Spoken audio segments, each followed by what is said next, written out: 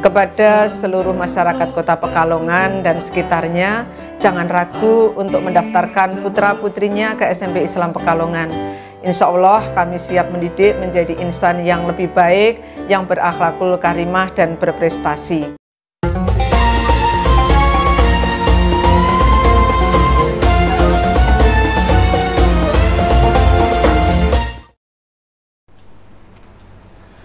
Assalamualaikum warahmatullahi wabarakatuh.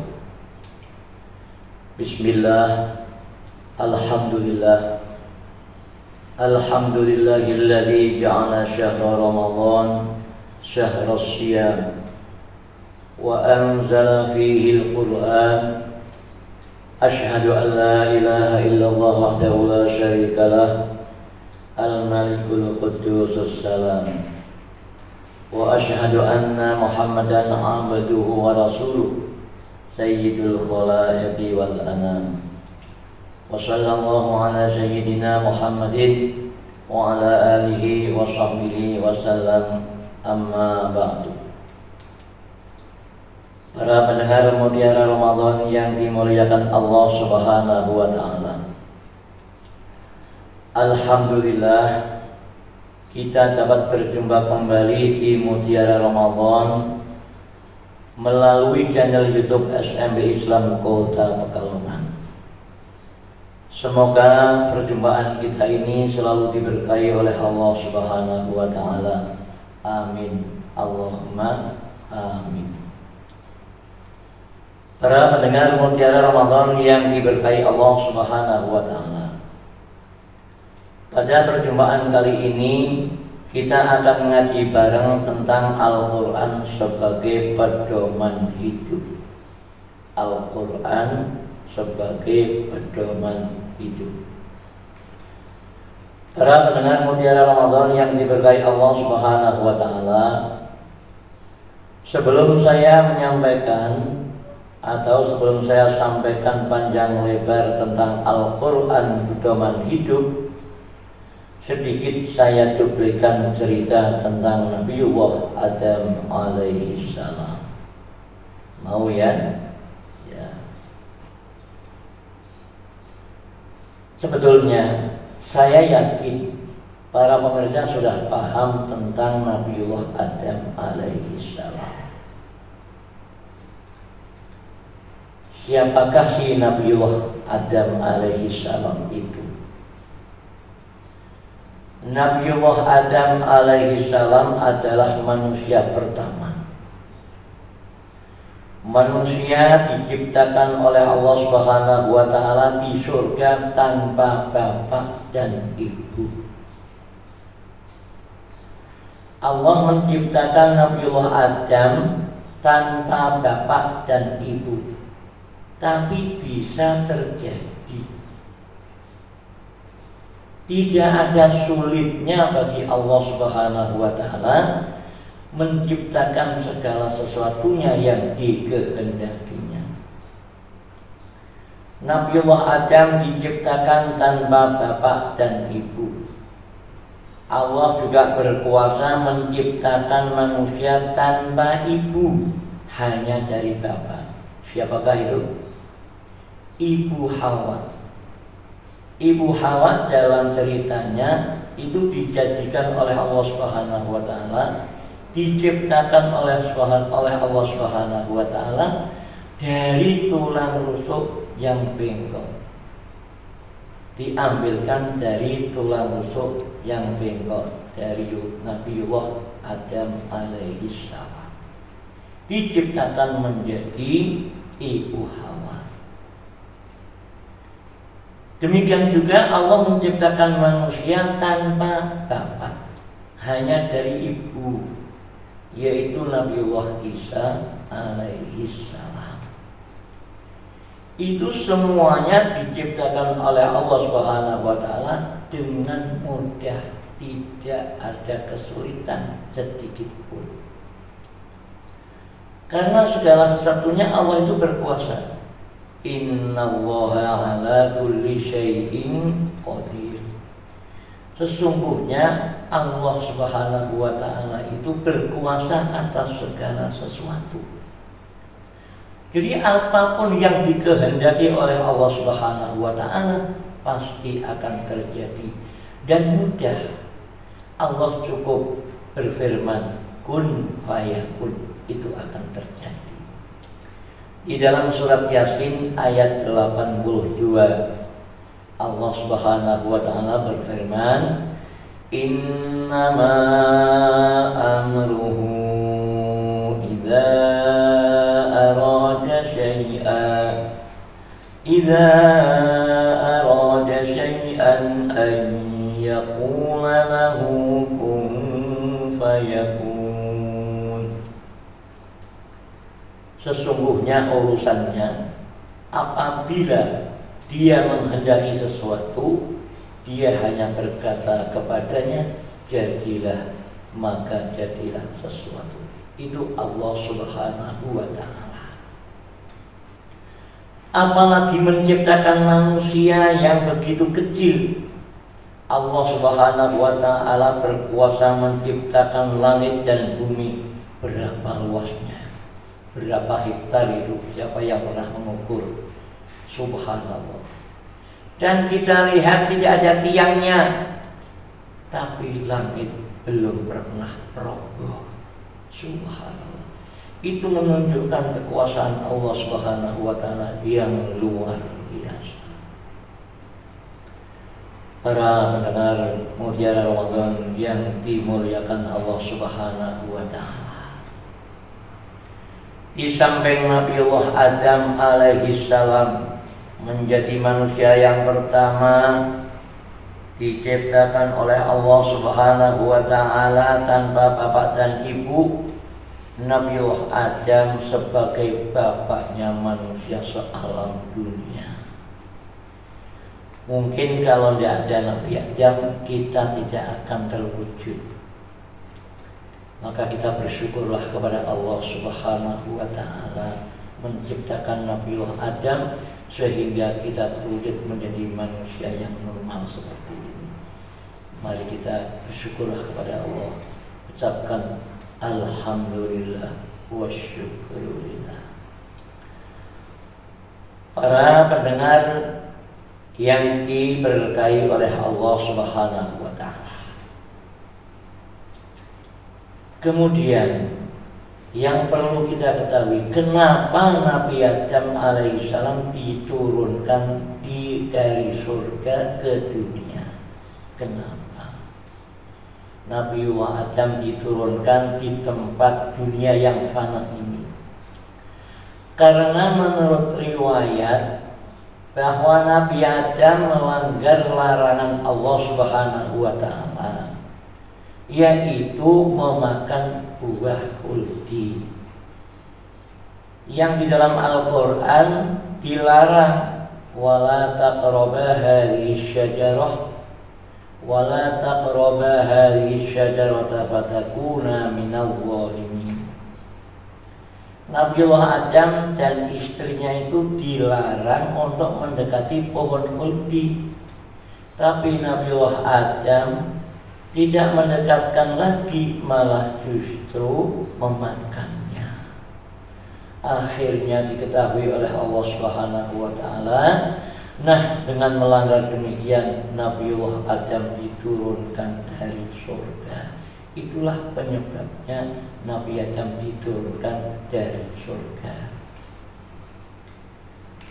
Para pemirsa yang diberkahi Allah Subhanahu wa ta'ala, kalau ini saya ceritakan di mana Nabiullah Adam diturunkan, di mana Ibu Hawa diturunkan, ini waktunya mungkin sangat panjang. Oleh sebab itu saya singkat saja. Nabiullah Adam di India, Ibu Hawa di Jeddah, dan bertemu di Bukit Arafah, di Bukit Rahmah, yaitu disebut Jabal Rahmah. Itu Nabiullah Adam dan Ibu Hawa bertemu di Jabal Rahmah. Jabal itu tempat yang tinggi atau bukit, Rahmah adalah kasih sayang. Itu singkatnya seperti itu. Para pemirsa yang diberkahi Allah Subhanahu wa taala. Berarti kalau kita memahami cerita di atas bahwa kita adalah asal usulnya penghuni surga. Iya. Kita itu asal usulnya adalah penghuni surga. Oleh sebab itu kita harus bisa pulang ke kampung halamannya, yaitu halaman surga. Kita berdoa kepada Allah Subhanahu wa taala agar dapat pulang ke kampung halaman, yaitu surga Allah Subhanahu wa taala. Amin Allahumma amin. Para pemirsa yang diberkahi oleh Allah Subhanahu wa taala. Yang jadi pertanyaan, bisakah kita pulang ke kampung halaman tersebut? Bisakah kita pulang ke kampung halaman tempat asal usul kita yang asal surga? Bisa enggak? Insya Allah bisa. Asal kita tahu petunjuk-petunjuknya, dan petunjuknya itu kita ikuti, insya Allah kita akan bisa kembali ke asal usulnya, yaitu surga Allah Subhanahu wa taala. Para pemirsa yang diberkahi Allah Subhanahu wa taala.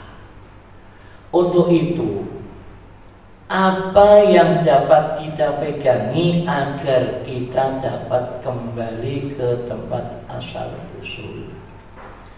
Nah, ini ada satu hadis tertulis dalam kitab tafsir At-Tabari. Di situ Rasulullah SAW bersabda, mari kita dengarkan baik-baik. Ini pedoman atau petunjuk yang dapat kita pegangi, insya Allah kita tidak akan tersesat selama hidup di dunia. Rasulullah SAW bersabda, taraktu fikum amroini lan tadillu ma tamassaktum bihima, kitaballah wa sunnata rasulih. Hadis riwayat Imam Malik dan Imam Baihaqi. Taraktu fikum amroini lan tadillu ma tamassaktum bihima, kitab Allah wa sunnata rasulih. Artinya, telah aku tinggalkan pada kalian dua perkara. Kalian tidak akan tersesat selama berpegang kepada keduanya, yaitu kitab Allah dan hadis Nabi Sallallahu Alaihi Wasallam. Para pemirsa yang dimuliakan Allah Subhanahu wa taala, ini pedoman yang harus kita pegang. Maka jadilah Al-Qur'an sebagai pegangan hidup agar kita selama hidupnya tidak akan tersesat. Rasulullah SAW bersabda, aku telah meninggalkan dua perkara untukmu. Selama kamu mau berpegangan dua tersebut, kamu atau kalian tidak akan tersesat selama-lamanya. Apakah itu? Kitab Allah wa sunnata rasulih, yaitu kitab Al-Quran dan hadis-hadis Nabi Muhammad Sallallahu Alaihi Wasallam. Para pemirsa yang diberkahi oleh Allah Subhanahu wa taala. Allah Subhanahu wa taala berfirman, "Fa imma ya'tiyannakum minni hudan faman tabi'a hudaya fala yadhillu wa la yashqa." Jika datang kepadamu petunjuk dariku, maka ketahuilah, barang siapa mengikuti petunjukku, dia tidak akan sesat dan tidak akan celaka. Quran Surat Toha ayat 123. Jadi kalau kalian, ya kita semua, bukan hanya kalian ya, kita juga yang ada di sini sama ya, kita sama-sama tidak ingin hidup tersesat. Oleh sebab itu, mari kita bersama-sama pegangi Al-Quran dan ikuti petunjuk-petunjuknya. Insya Allah kita tidak akan tersesat selama-lamanya. Saya gambarkan secara hidup di alam dunia. Kita sebagai orang Pekalongan merantau di Jakarta. Ini gambarannya. Karena kita asal usulnya dari surga, kita merantau di alam dunia. Kemudian kita gambarkan kita orang Pekalongan, kita merantau di Jakarta. Di Jakarta bekerja keras dan lain sebagainya, sehingga di Jakarta juga ingin pulang ke kampung halaman. Biasanya kalau lebaran ingin pada pulang ke kampung halamannya. Nah, kalau kita di Jakarta tidak tahu petunjuk, tidak punya pedoman untuk pulang ke kampung halaman, pasti kita akan tersesat. Bisa juga kita naik bisnya tujuannya ke Bogor, ke Bandung, dan lain sebagainya. Itu diantaranya contoh hidup di alam dunia tidak punya pegangan yang jelas. Oleh sebab itu sekali lagi kita bersama-sama mari berpegang teguh kepada Al-Quran. Jangan sampai kita lepaskan Al-Quran, karena sudah jelas disampaikan oleh Nabi, orang yang mau pegangan Al-Quran tidak akan sesat selama-lamanya. Dan juga firman Allah tadi dalam surat Toha ayat 123, orang yang mau mengikuti petunjuk-petunjuk Allah, petunjuk-petunjuk Al-Quran, dia tidak akan sesat dan tidak akan celaka, insya Allah. Para pemirsa yang saya muliakan dan yang dimuliakan oleh Allah Subhanahu wa taala, demikianlah sekelumit ngaji bareng pada perjumpaan kali ini. Semoga dapat bermanfaat bagi kita semua. Amin. Allahumma amin. Para pemirsa yang diberkahi oleh Allah Subhanahu wa taala, sebelum kita akhiri salam, ada kuis yang akan saya sampaikan. Mari perhatikan bersama-sama kuisnya. Sebutkan 2 tinggalan Rasulullah Shallallahu Alaihi Wasallam yang apabila kita berpegang teguh kepadanya, kita tidak akan tersesat selama-lamanya. Sekali lagi, sebutkan 2 perkara tersebut. Terima kasih atas perhatiannya. Billahi taufiq wal hidayah. Assalamualaikum warahmatullahi wabarakatuh.